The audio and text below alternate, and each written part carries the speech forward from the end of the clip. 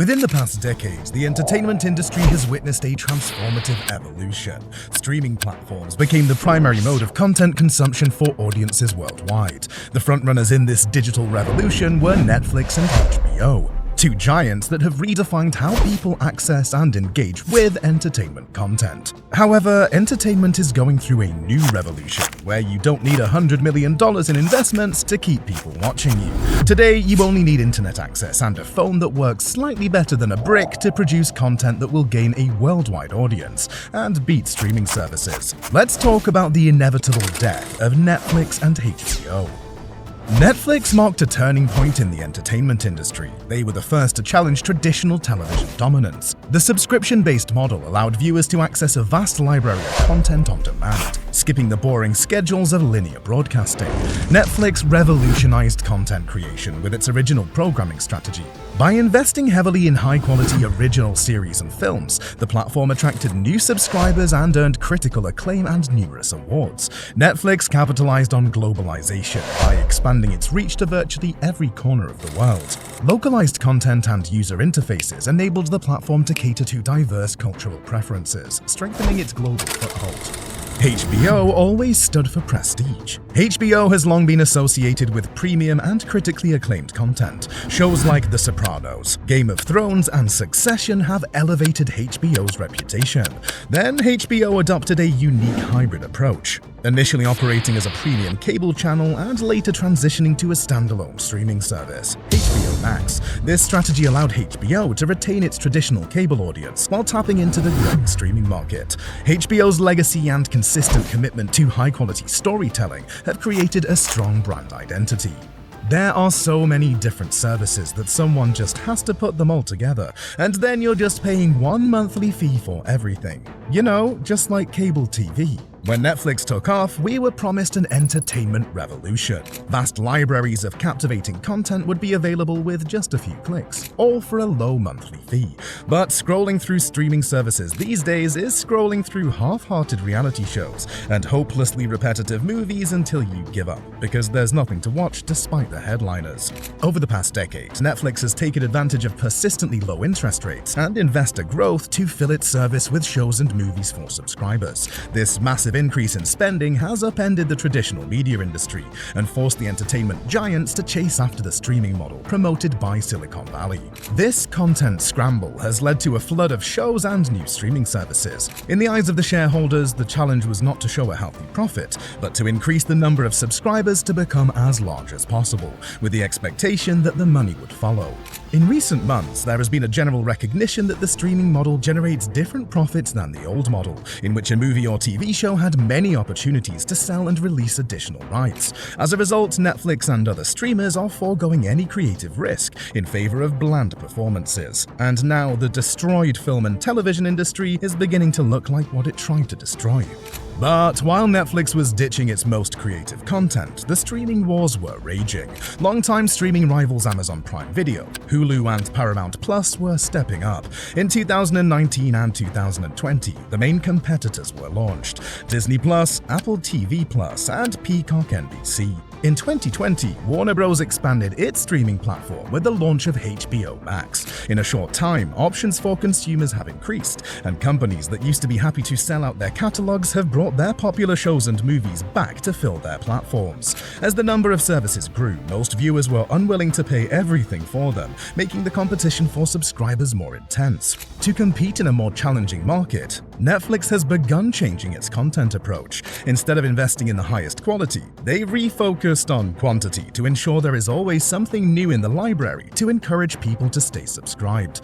The once innovative company went from trying to copy HBO to being more like the Hallmark Channel, releasing a bunch of lower-budget, questionable content with bits and pieces that were put together by its algorithms to appeal to a specific demographic. Netflix has taken a considerable step into reality TV, with dating shows and cooking programs like Is It Cake imitating conventional cable channels like TLC, the Food Network, and the History Channel. They attract Netflix executives because reality shows are cheaper than scripting and catalog filling, yet they attract a lot of viewers. No wonder Netflix is looking for more. They want to take on on popular challenge shows like The Revenant and a version of American Idol, one of the most successful shows in American TV history, designed for the TikTok generation. It seems that Netflix is looking for big, broad stories to tell on a tight budget. Sure, streaming services are still investing billions of dollars in content, but it's not solely focused on expensive, groundbreaking ideas like in the past. As they need to fill their content library, they're doubling down on cheap, mainstream shows that remake pre-existing formats but with a big red N.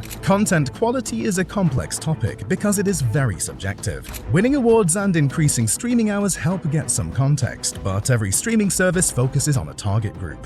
What's more, most competing streaming services keep their content libraries exclusive and out of reach of Netflix. The cost of producing original content continues to rise, putting pressure on Netflix and HBO's financials. After spending years taking down giants, Netflix has become a virtual target and fails to keep up with the competition. However, after years of success, last year, for the first time in a decade, Netflix stopped growing and, more worryingly, began to regress. With so many things happening towards the end of last year, one can only start to wonder what's in store for Netflix. In today's consumer-driven capitalist society, growth is the ultimate goal of any business to satisfy investors, and Netflix missed the ball. For the first time in a decade, it posted a net subscription loss in the first half of last year.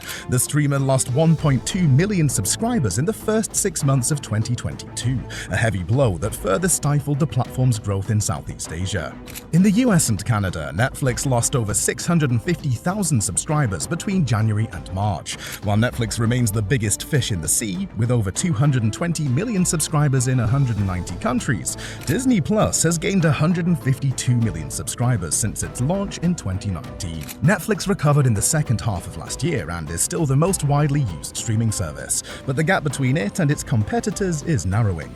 To make matters worse, Netflix seems to have a penchant for annoying consumers by cancelling shows. For example, Netflix cancelled Resident Evil after just one season, while Space Force was not renewed. More successful shows like 1899 were also discontinued, which is rather puzzling. Some users also noted Netflix's lack of concern about how engaging a show is and how long it lasts. They're not bothered about the longevity or quality of their shows, a Twitter user posted. They just want it to trend on Twitter like Tiger King and Squid Game for a few days. This frustration, combined with the recent announcement that Netflix will be raising subscription fees and cracking down on password sharing, will probably be enough to slowly yet surely drive customers away.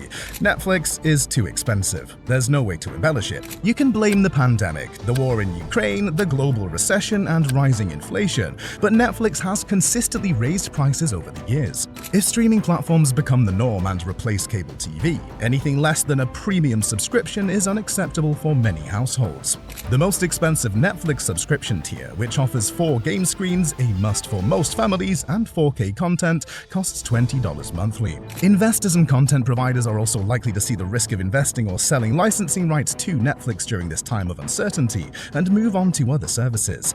New Netflix subscription models, including the higher rates of the standalone model and a cheaper subscription with ads, may be passing by. However, whether this is achievable within the next few months will become clear. However, a monthly fee increase alone is not enough to save the company. For a company that relies heavily on its original content, Netflix needs to focus on making quality series that can remain compelling for multiple seasons. The window for redemption is already short, but only time will tell if Netflix's crazy reputation means it's already too late.